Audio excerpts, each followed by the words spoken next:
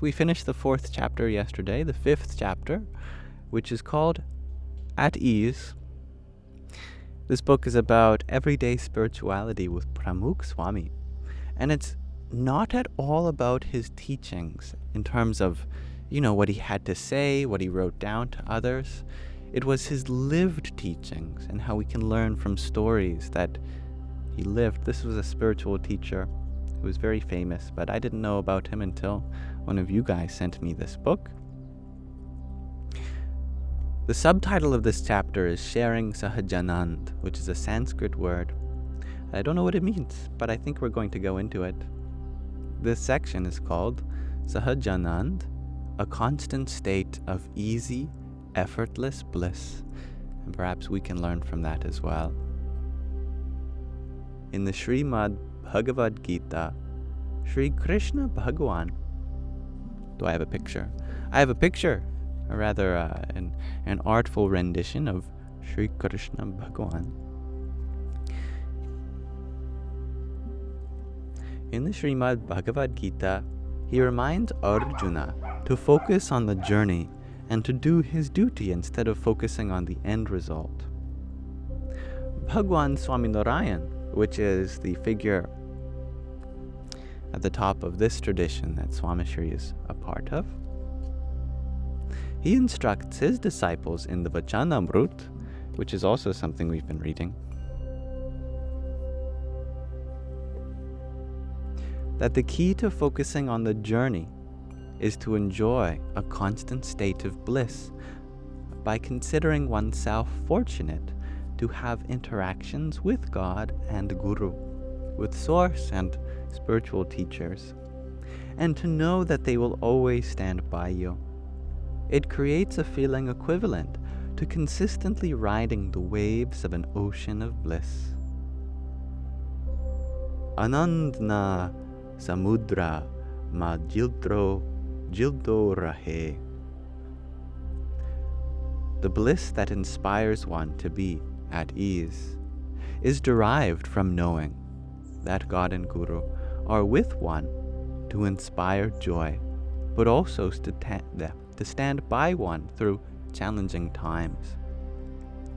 Swamishri's Guru, Yogi Maharaj, often reminded his disciples that one should never let the bliss of the divine within one's inner self fade. Bodhana Brahmasvarup Panano Anand Kyare Modo Bhadva Devo Nahi. Swamishri experienced that Brahmananda, bliss of the divine, within his self and shared it with others.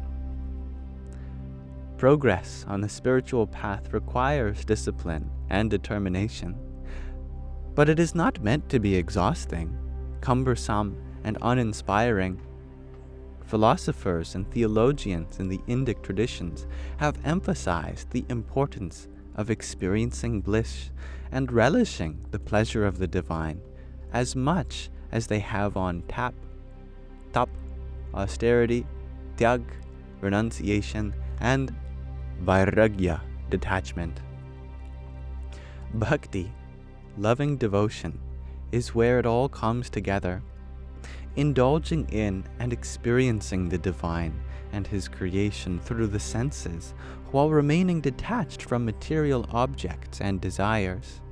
Bhagwan Swaminarayan encourages spiritual aspirants to relish in the pleasures of the 5 physical senses from God's divine form, instead of looking for a temporary fix in the material objects of the world. This happiness is permanent and everlasting, as opposed to the passing pleasures of the world. Bhakti, loving devotion of God and Guru, culminates as an ecumenical sensory experience through seva and puja, through selfless service and ritual worship. Puja is kind of like a Sanskrit acronym coming from the word pushpam and jalam, which means flower and water, which are things we offer to the divine. Offering food and scents, having darshan of the murti, having a witnessing of a divine image, adorned in ornaments, and listening to discourses and devotional music through rituals and festivals in the company of other bhaktas, other devotees.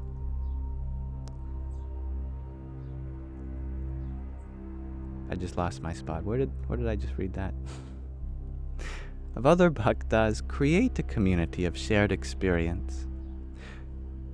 The joy experienced through these celebrations is of the divine and not of the world.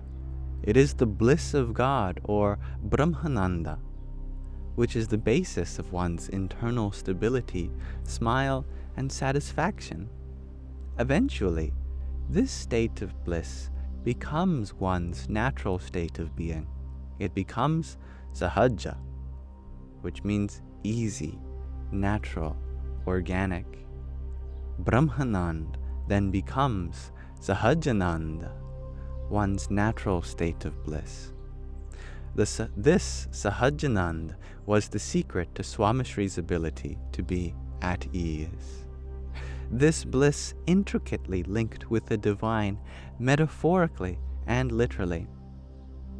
Bhagwan Swami Narayan's initiation name was Sahajananda Swami. Swamishri's bliss was derived from his firm faith in the divine, in Sahajananda Swami. Not only did he relish in his bhakti and seva, his loving devotion and selfless service, but he knew that God and Guru were always by his side. To be at ease is to savor and share Sahajanand. For Swamishri, moksha, liberation, and Sahajanand were not a lofty dream or a theoretical concept. They were lived and experienced. Swamishri helped millions live and experience glimpses of Sahajanand during his lifetime. It helped him make spirituality accessible to millions. In this chapter, I share interactions of Swamishri in Sahajanand, wherein he was content and comfortable with himself, where he put in the effort, but did not try too hard, where he faced difficult situations fearlessly and without a shred of anxiety, where he showed that spirituality can be fun and playful, where he explored and enjoyed moments, where he was able to let go and move on from all that was his, and where he was able to embrace the next chapter with a smile.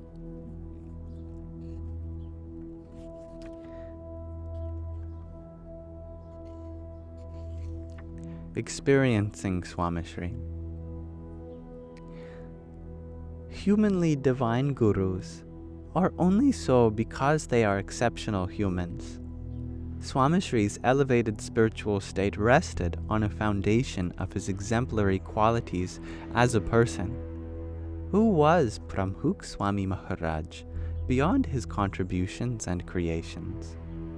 Swamishri's interactions speak for themselves, but there is a certain benefit in knowing a person through their likes, dislikes, and innate traits. It sheds light on their intent. Though Swamishri always introduced himself as a sevak, as a servant, thus, another word for a servant, and bhakta, a devotee, and though others always introduced him as a guru, master builder, religious leader, cultural ambassador, and social reformer, Swamishri's human characteristics have helped me feel closer to him in my thoughts and actions. Here, I present a reading of Swamishri that I have seen and heard since my childhood. This is how I observed and experienced him. Hello, I am happy man. As a person, Swamishri was kind, generous, available, helpful, ethically and morally sound, and disciplined. But he embraced his human traits and preferences that helped others relate to him. These human qualities and preferences are not shared as frequently in the community, and rightfully so. Bhaktas, devotees in Hindu tradition see their guru as one who transcends the three gunas, the qualities of nature, namely rajas, passion, tamas, dullness or inactivity, and sattva, calmness or goodness, associated with these human traits. Sharing these traits helps me and others see him as one of us, which makes his humanly divine spirituality that much more relevant, accessible, and appealing. Who was Swamishri? I highlight some of his traits, peculiarities, and preferences from my humanly restricted and therefore limited perspective. Young Shantilal, Swamishri, was timid and shy. He was so meek as a child that he would not ask for a second rotli during a meal unless a sibling or his mother offered it to him. He never wanted to be a burden. He also preferred his own company over that of large groups who enjoyed small talk.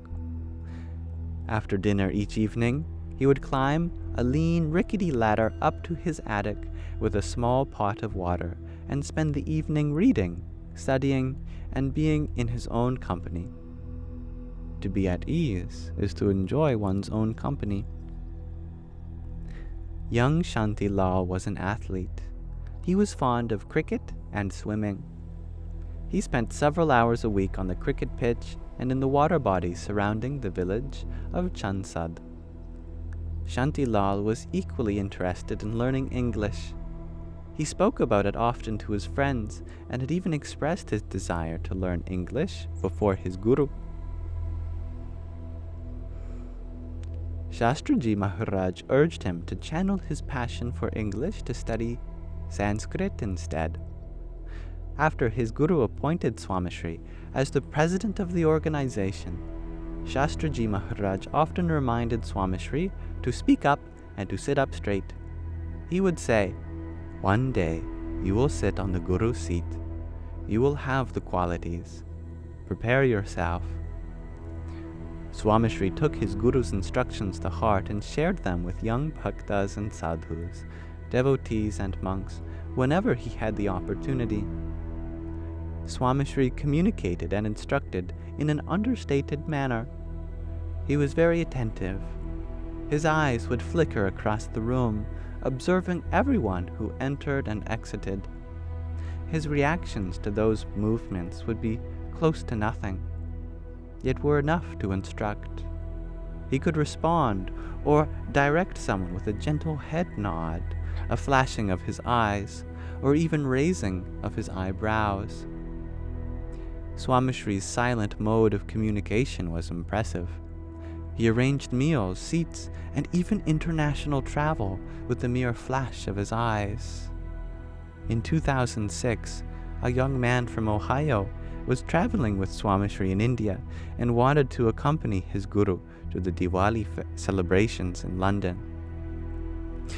There were only 3 days left before the trip, in which he needed to book a plane ticket and retrieve his passport that was in safekeeping in Ahmedabad. He asked Swamishri, who was thrilled, "Of course, we will celebrate another Diwali together. Please call Ahmedabad and have them send your passport." As the youth was bowing to Swamishri, he nodded his head at Dharma Swami, who was standing at the back of the room. The sadhu knew exactly what needed to be done. He called Ahmedabad and asked for the young man's passport to be sent to Mumbai and to have his ticket booked. On the other hand, despite having called Ahmedabad several times, the young man had not heard back from anyone. He had given up hope of traveling to London with Swamishri. On the day of Swamishri's departure, the sadhus told the young man that it all had been taken care of and to come to the airport. He was still anxious as he arrived at the airport, but his unease faded when he was handed his passport and ticket. Dharma Swami later told the young man that Swamishri had arranged for his travel and passport in less than 2 days, and all with the nod of his head and a flash of his eyes. To be at ease is to make things easy for others.